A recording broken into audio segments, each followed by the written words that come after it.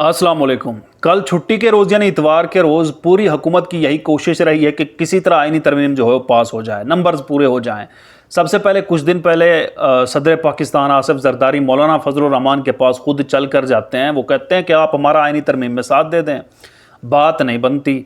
वज़ीर आज़म पाकिस्तान शहबाज शरीफ चल कर जाते हैं मौलाना के पास कि आप हमारा आईनी तरमीम में साथ दे दें, बात नहीं बनती। इसके बाद डिप्टी वज़ीर आज़म, पता नहीं ये होता हमने कहाँ से निकाल लिया है, वैसे डिप्टी वज़ीर जिन्हें इसहाक डार भी कहा जाता है, वो चल कर जाते हैं मौलाना के पास कि आप हमारा इस तरमीम में साथ दे दें, बात नहीं बनती। इसके बाद जनाब मुश्तरका तौर पर पूरी नून लीग चल कर जाती है मौलाना के दरवाज़े पर, चौखट पर कि आप हमारा आईनी तरमीम में साथ दे दें, बात नहीं बनती। इसके बाद आती है बिलावल की बारी। वो अकेले निकल पड़ते हैं कि मैं अभी मौलाना को राज़ी करके आता हूँ अपने तरीक़ों से। वो जाते हैं जनाब, फिर भी बात नहीं बनती। इसके बाद पीपल्स पार्टी और नून लीग मुश्तरका तौर पर जाते हैं मौलाना साहब के चौखट के ऊपर कि अब हम मनवा कर आएंगे, इसके बाद भी बात नहीं बनती।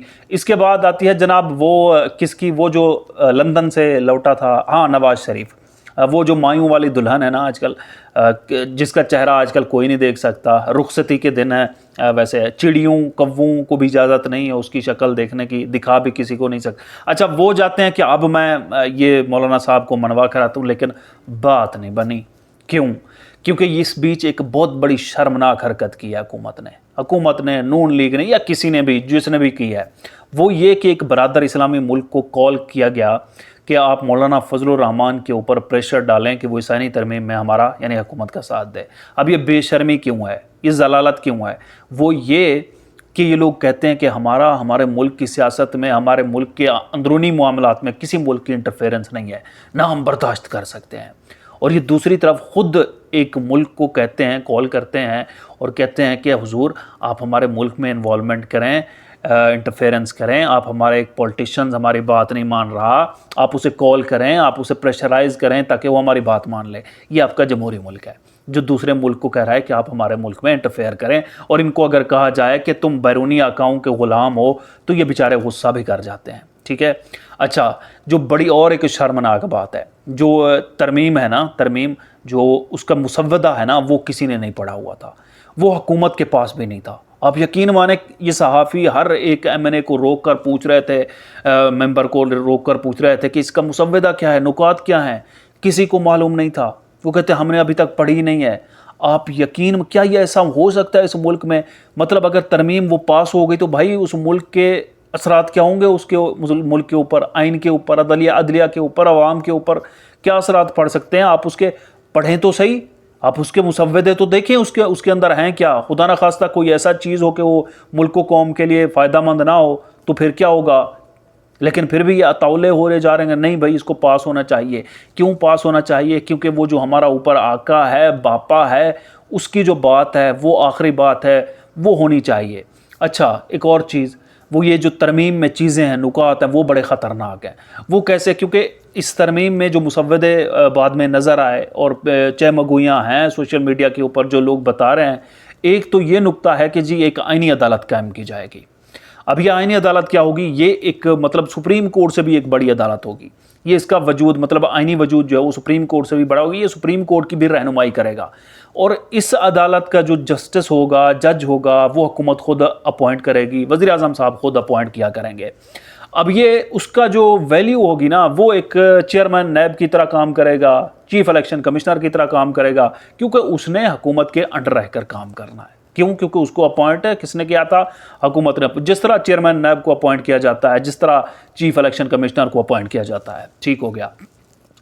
अब उस आइनी अदालत का काम दूसरी निचली अदालतों, यहाँ तक कि सुप्रीम कोर्ट को भी क्या करना होगा, डिक्टेट करना होगा, उसको भी सुप्रीम कोर्ट को भी आइन की तशरीह करके देनी होगी। मतलब सुप्रीम कोर्ट भी उस आइनी अदालत के इशारों पर चलेगी। दूसरा जो इसमें एक नुक्ता है वो ये है कि जो 5 सीनियर जजेस होंगे, मतलब सुप्रीम कोर्ट के जो चीफ जस्टिस की तैनाती होगी, वो सीनियरिटी की बुनियाद पर नहीं होगी। मतलब एक जो जज है वो नीचे वाला एक सीनियर जज है, जब वो चीफ जस्टिस साहब रिटायर होंगे तो मोस्ट सीनियर जज जो होता है वो चीफ जस्टिस बनता है। आइंदा के लिए ऐसा नहीं होगा। अब होगा ये जो 5 सीनियर जजेस हैं, उनमें से हुकूमत, वज़ीर आज़म वो जिसको चाहें مرضی وہ اٹھا کر اپوائنٹ کر سکتے ہیں بطور chief justice of Pakistan, supreme court کا چیف جسٹس۔ اب یہ کتنی خطرناک چیز ہے وہ آپ اس چیز سے اندازہ لگائیں کہ وہ جو 5 ججز ہوں گے، ہر ایک جج کا دل کرتا ہے ویسے کہ میں چیف جسٹس بنوں۔ اب ہوگا یہ کہ ہر ایک جج ان 5 میں سے وہ حکومت کی گڈ بک میں شامل ہونا چاہے گا۔ حکومت کا کوئی بھی کیس جائے گا تو وہ تھوڑی نرمی بھی دکھائے گا، وہ سوچے گا کہ یار میں اگر تھوڑا اس معاملے میں حکومت کی کیا کہتے ہیں سائیڈ لے لوں تو ہو سکتا ہے مجھے چیف جسٹس اپوائنٹ کر دیا جائے اگلا۔ تو یا آپ دیکھیں تو کیا یہ عدلیہ پھر آزاد فیصلے کر پائے گی؟ نہیں کر پائے گی۔ تو کتنے بڑے بڑے اس چیز میں خطرناک، یہ تو کچھ پوائنٹ ہیں، مطلب آگے بھی اس میں بہت ساری چیزیں ہوں گی ظاہر ہے جو ابھی تک چیزیں نہیں ملی ہیں۔ اور سب سے ایک اور شرمناک چیز بھی ہے کہ ابھی تک وزیر قانون کو بھی پتہ نہیں تھا کہ اس کا مسودہ کیا ہے، نکات کیا ہیں۔ اب وزیر قانون وہ ہوتا ہے جو ترمیمیں جو ہے وہ ترمیم کے نکات بناتا ہے، وزیر قانون کا یہی کام ہوتا ہے، اور اس کو خود کو نہیں پتہ، وہ 11:30 بجے بتا رہا ہے کہ مجھے مسودہ مل چکا ہے۔ بھائی کس سے مل چکا ہے تجھے مسودہ؟ وہ تو آپ لوگوں نے خود بنانا ہوتا ہے نا، حکومت کا کام ہوتا ہے، وزارت قانون کا کام ہوتا ہے نا، تو پھر آپ کو مسودہ کہاں سے مل رہا ہے؟ یار کیا یہ جمہوری ملک ہے؟ آپ تسلیم کر سکتے ہیں۔ اور اچھا ایک اور چیز ہے، اس کو بڑے واضح انداز میں سنیے گا، آپ بے بسی اپنی چیک کیجئے گا، عوام اپنی بے بسی چیک کرے کہ آپ کے اوپر کیسے کیسے سیاستدان مسلط ہیں، ANP یا باقی جماعتیں یا جس طرح بھی وہ اس ترمیم میں جا رہی ہیں، یا مولانا صاحب اس ترمیم میں چلے جاتے ہیں اس ترمیم کے حق میں، تو آپ دیکھیں کہ ان کی پیشکشیں ہیں، وہ مانگے ہیں کہ ہمیں یہ چیز دے دیں، ہمیں یہ چیز دے دیں، ہم پھر آپ کی ترمیم میں جو ہے آپ کے ساتھ بیٹھیں گے۔ اب وہ چیزیں کیا ہیں؟ مطلب ہمیں گورنرشپ دے دو، ہمیں صدارت دے دو، ہمیں چیئرمین سینٹ کی جو ہے وہ کرسی دے دو۔ تو اس کا مطلب یہ ہے جب آپ یہ چیزیں لے لیتے ہیں اور آپ ترمیم میں چلے جاتے ہیں تو اس کا مطلب یہ ہے کہ آپ کو ملک سے کوئی غرض نہیں ہے، اس ترمیم سے کوئی غرض نہیں ہے۔ وہ ترمیم اچھی ہے، بری ہے، ملک کے لیے بری ہے، اچھی ہے، عوام کے لیے، آئین کے لیے، عدلیہ کے لیے، آپ کو کوئی غرض نہیں ہے۔ آپ نے اپنے عہدے لے لیے، آپ نے ترمیم کا ساتھ دے دیا، اب اس کے جو بھی نتائج نکلیں۔ اب مجھے ایک چیز بتائیں ایمانداری سے کہ اگر ترمیم اچھی ہے، ملک کے لیے اچھی ثابت ہو سکتی ہے، تو آپ کو تو یہ مانگے ہی نہیں رکھنی چاہیے۔ آپ کہیں تو ماشاءاللہ ملک کے لیے اچھی چیز ہے، میں تو مفت میں ہی آپ کو ووٹ دینے کے لیے تیار ہوں۔ اور اگر وہ ایک ترمیم ملک کے لیے اچھی نہیں ہے، آئین و قانون اور ملک پاکستان کے لیے اچھی نہیں ہے، تو آپ کو تو سونے چاندی میں تول دیا جائے تو پھر بھی آپ کہیں کہ میں ووٹ دینے کے لیے تیار نہیں ہوں بھائی، کیونکہ آپ تو ایک قومی سیاستدان ہیں نا۔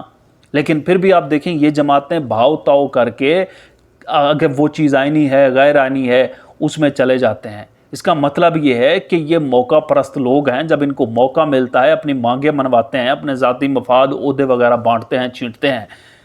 آپ یہ دیکھیں کہ آپ کے اوپر کون مسلط ہیں۔ اور دیکھیں آج جو ہے وہ اجلاس ہے، کہاں تک ہو پاتا ہے۔ البتہ کل جو ہے وہ حکومت پوری دن جو ہے وہ خوار ہوتی رہی، ان کے ہاتھ کچھ نہیں لگ پایا۔ اور آج دیکھتے ہیں کیا ہوتا ہے، نمبر پورے ہوتے ہیں نہیں ہوتے، اور اس میں کیا کیا اس پٹاری میں سے نکلتا ہے، انشاءاللہ دیکھیں گے۔ اب تک کے لیے اتنا، اللہ حافظ۔